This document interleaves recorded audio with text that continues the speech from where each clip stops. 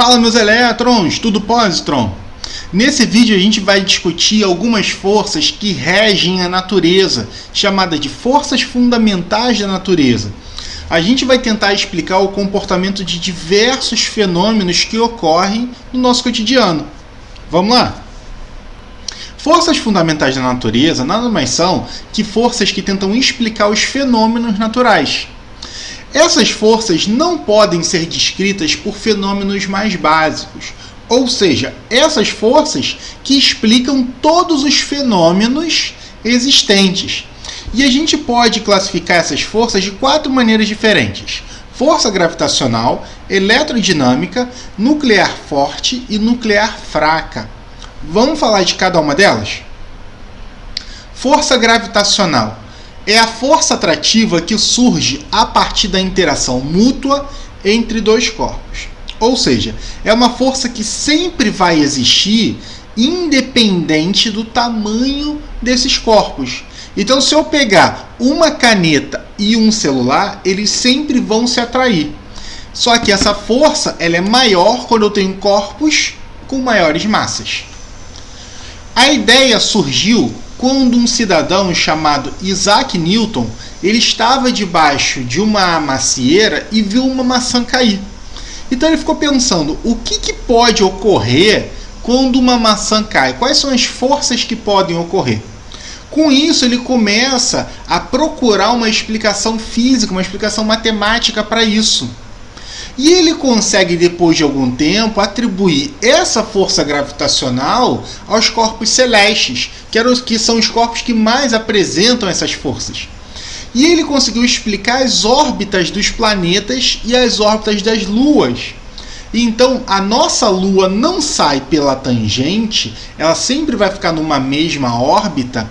Por quê? Porque você tem uma força que atua para dentro da região. E essa força é chamada de força da gravidade. E é essa força que mantém o planeta Terra na mesma órbita do Sol. É a força que ingere todos os planetas do nosso sistema. Então é uma força que vai atrair corpos, tá? O Newton ele conseguiu descrever matematicamente essa força. Então ele criou uma equação e com isso ele calculou a aceleração da gravidade para diversos corpos celestes. Pouco tempo depois, alguns bons anos depois, um outro cidadão chamado Albert Einstein, ele fez um refinamento dessa teoria da gravitação.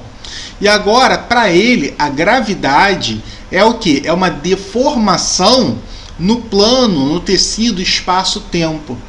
Então agora você tem o quê? Você tem um melhoramento dessa definição. E a partir desse melhoramento, utilizando a sua teoria da relatividade, você consegue ter um entendimento um pouco melhor por que isso acontece. Beleza? A segunda força que nós vamos ver é a eletrodinâmica. Ela descreve os fenômenos elétricos e magnéticos, ou seja, as forças eletromagnéticas. Quando você tem, por exemplo, uma lâmpada, como é que surge a eletricidade naquela lâmpada? A gente, no Brasil, a principal matriz energética é a hidrelétrica.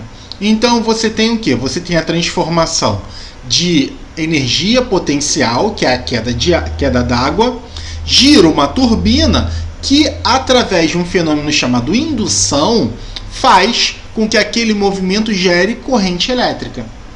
E essa corrente elétrica que abastece a nossa casa pode ser utilizada, por exemplo, para ligar equipamentos eletrônicos, por exemplo, o liquidificador. E esse liquidificador, de novo, transforma a energia elétrica em energia mecânica.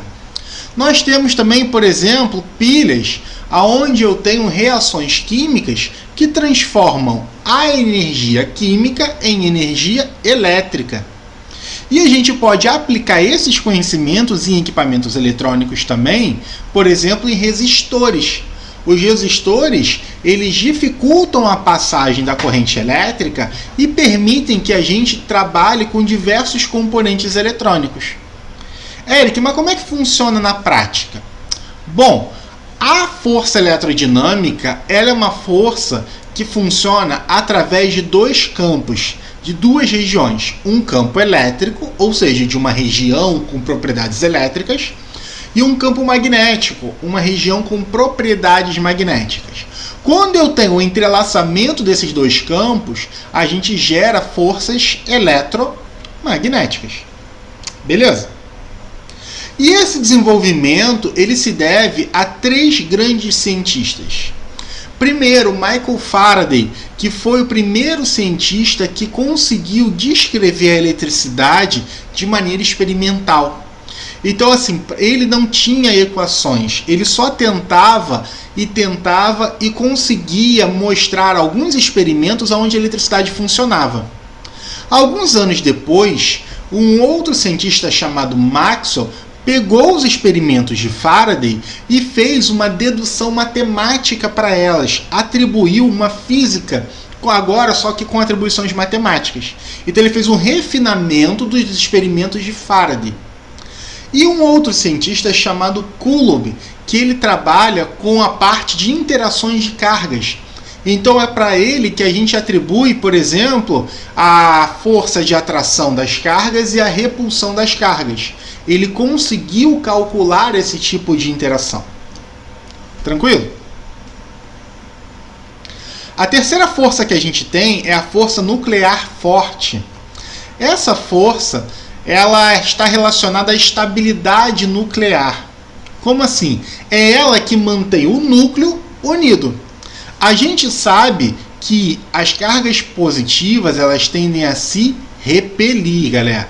Então, cargas positivas elas tendem a se repelir.